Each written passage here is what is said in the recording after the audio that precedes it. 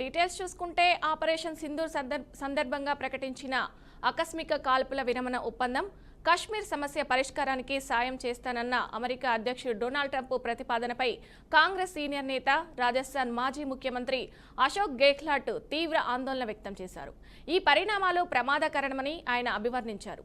ఈ విషయంలో భారత ప్రభుత్వం ఎందుకు ట్రంప్ జోక్యానికి అనుమతిస్తుందో స్పష్టం చేయాలని డిమాండ్ చేశారు. భారత్ పాకిస్తాన్ మధ్య కాల్పుల విరమణ ఒప్పందం కుదరడంలో తాను కీలక పాత్ర పోషించానంటూ ట్రంప్ చేసిన వ్యాఖ్యలపై ప్రధాని నరేంద్ర మోదీ విదేశాంగ మంత్రిత్వ శాఖ వివరణ ఇవ్వాలని కోరారు. ట్రంప్ చేసిన ట్వీట్ల గురించి ప్రధాని మోదీ మాట్లాడకపోవడంపై అభ్యంతరం ఉందని గెహ్లాట్ అన్నారు.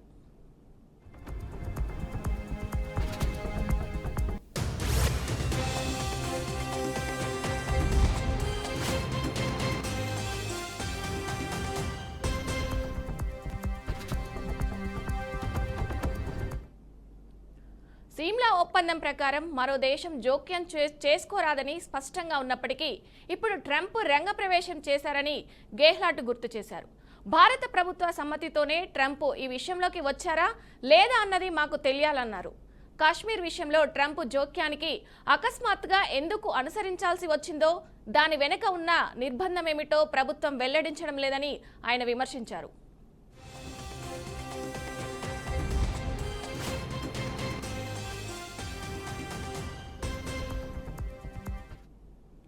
కాశ్మీర్ సమస్యపై సాయం చేస్తానన్న ట్రంప్ ప్రతిపాదన అత్యంత ప్రమాదకరమైన పరిణామమని గెహ్లాట్ అభివర్ణించారు.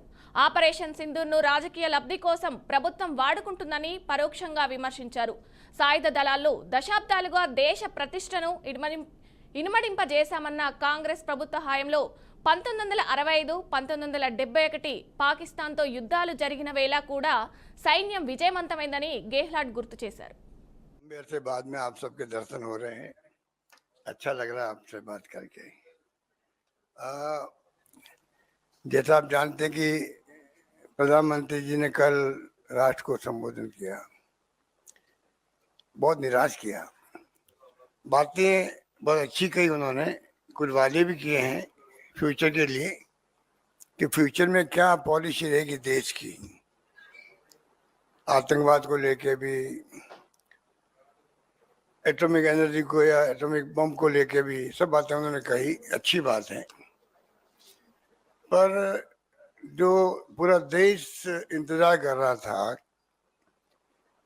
कि जो अचानक सीज फायर हुआ उसको देश पूरा समझ नहीं पा रहा है, कोई नहीं समझ पा रहे हैं। ऐसा कभी होता नहीं है कि वो भी गुप्त तरीके से सीक्रेट रख के कैसे हो सकता है।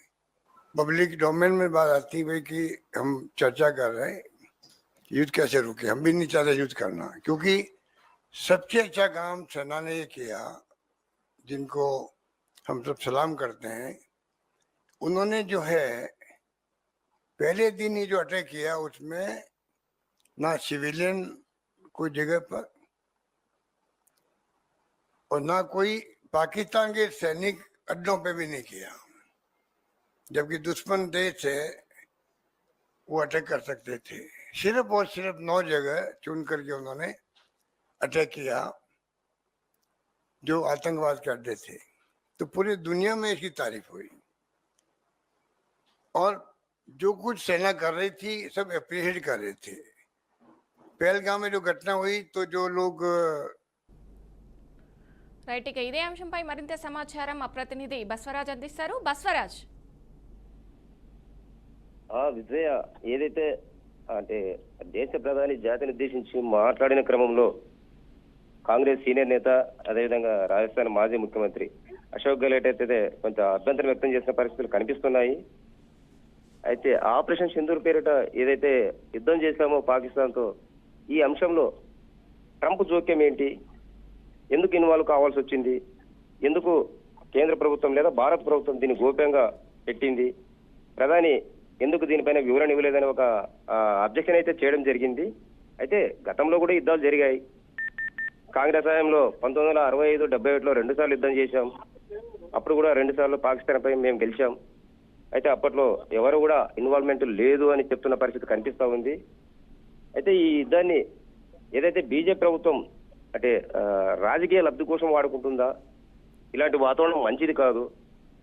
సిమ్లా ఒప్పందం ప్రకారం అయితే ఆక్రమిత కాశ్మీర్ విషయంలో అంటే మూడో దేశం జోక్యం లేకుండా చేసుకోవాలని ఒక నిబంధన కట్టుబాటు అయితే ఉంది. మరి దాన్ని ఎందుకు ఉల్లంఘిస్తున్నట్లు? అంటే అమెరికాతో అంటే లోన అంటే ఏదైనా లోపాయకర ఒప్పందాలు చేసుకున్నారా? ఈ విషయమే ప్రధానత చెప్పాల్సిన అవసరం ఉందని ఆయన డిమాండ్ చేస్తున్న పరిస్థితి కనిపిస్తా ఉంది. ఆపరేషన్ సింధూర్ అనేది దేశ భద్రతకు సంబంధించిన అంశము. ఈ విషయంలో ట్రంప్ జోక్యం ఎంత మాత్రం మంచిది కాదు, ఇది ప్రమాదకరము.